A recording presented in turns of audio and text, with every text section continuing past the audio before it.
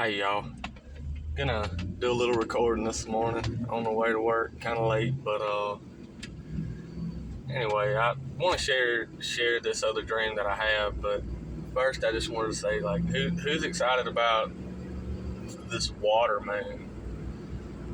I mean, it's crazy to look at, dude. I can't tell you the last time I ever looked up at the moon and seen that dude just like a perfect bowl.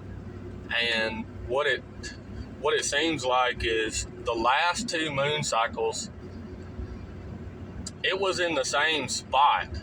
The last moon cycle, it was in the same spot. Jupiter was right there.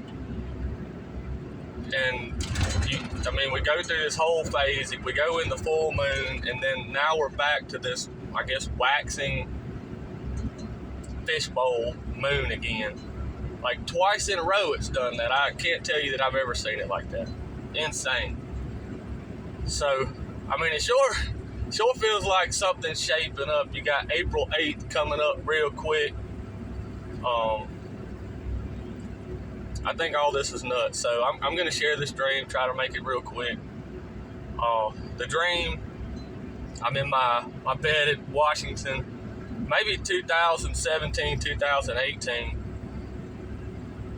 And what I see is I'm on this street corner, and it's like a big brick sidewalk, just big sidewalk area. And there's a little boy standing on the sidewalk, and I just look at the boy and I'm marveling at the boy.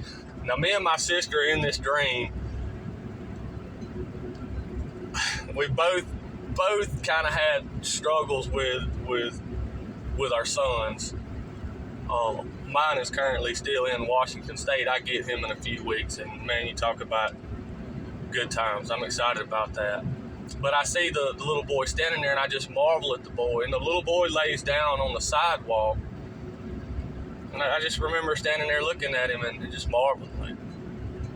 Anyway, so that happens, and the next thing, me and my sister are walking to my truck, and she has a giant picture in her hand, and she's saying she's gonna put it in the back of the truck, and she says, "Terry, it's not gonna fit." And I said, "Let me see it."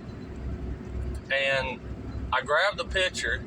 I said, "It's gonna fit, trust me." And I put the picture in the bed of my truck, and it filled up the entire bed of my truck.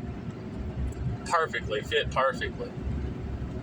So then we're going to get in the truck, and as I'm just like opening the door to get in my truck, the dream just goes black.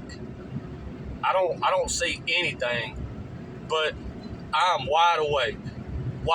My senses are with me. Like, I know that I'm laying in my bed, but I can't wake up. I'm just everything's black.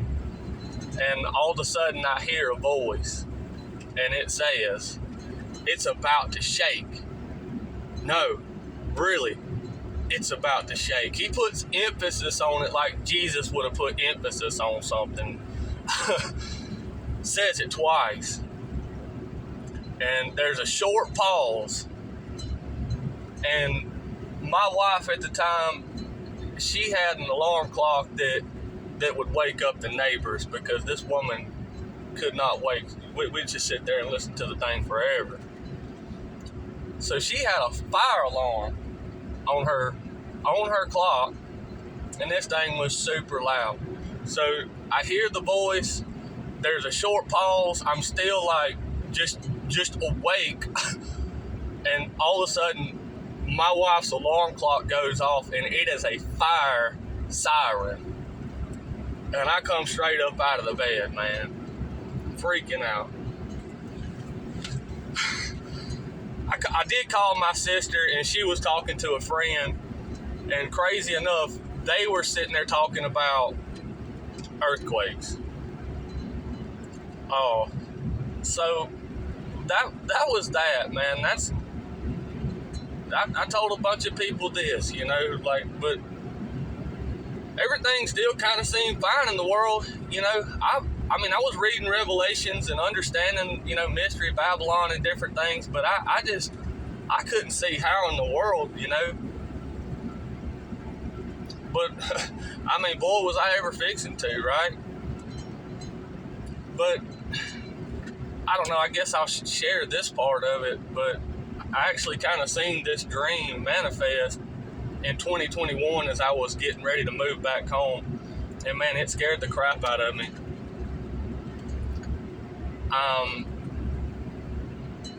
So me and my wife are split up. I rent this U-Haul trailer. It's a 12-foot U-Haul trailer, and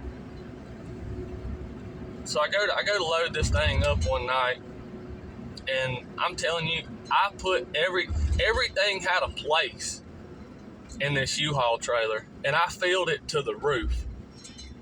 It was just crazy to me that night that every little box, every little thing that I had to pack into this trailer fit perfectly. And my sister she's gonna fly up to Washington State, and she's gonna help me drive back to Mississippi. So she's on the plane, and then the next day, my ex-wife she's come over, and she's gonna help me finish loading up some things and grab some things that I can't get into my trailer or whatever. And she's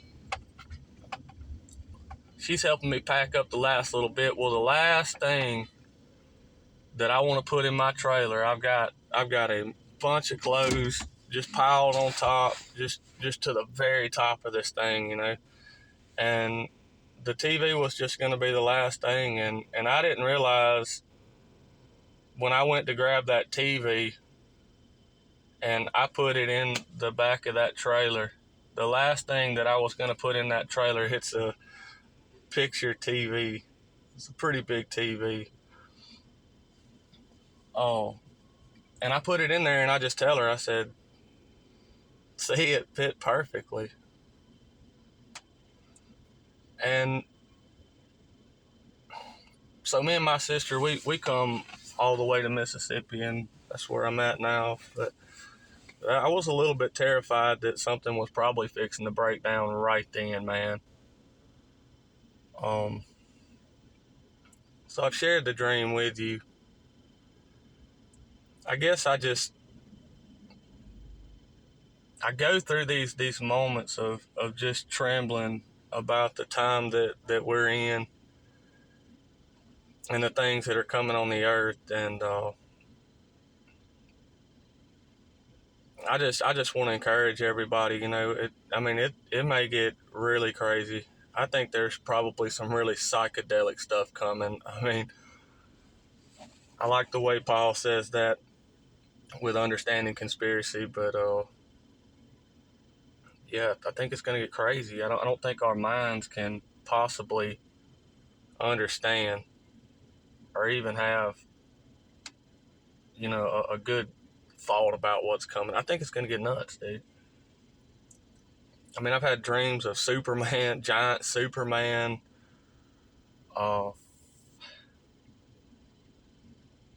It's just nuts. But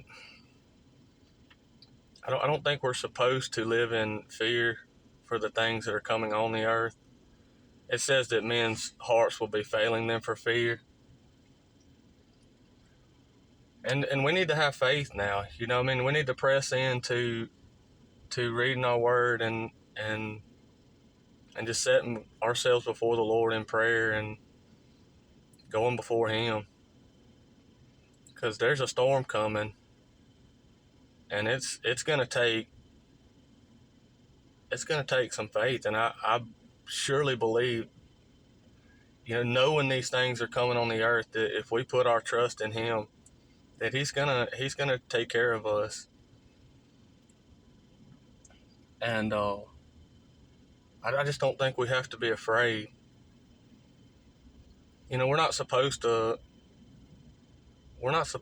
love our lives. You know, there's just so many weird scriptures that I've read for so many years in the Gospels. I mean, you know, if you love your mother or your brother or your father more than me, you know, this is what it takes to be a disciple. You have to let all these things go. Whosoever, they're just not coming to me. Whosoever loves his life will lose it, but whosoever loses his life for my sake, he'll find his life, you know. So even if they kill this body, man, I don't want to live in fear, because this is not our home, and the Lord is about to straighten some things out.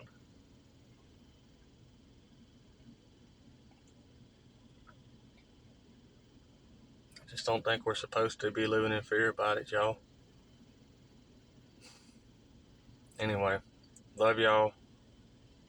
Y'all have a great day. I'm gonna go get some work done. All right, talk to you later.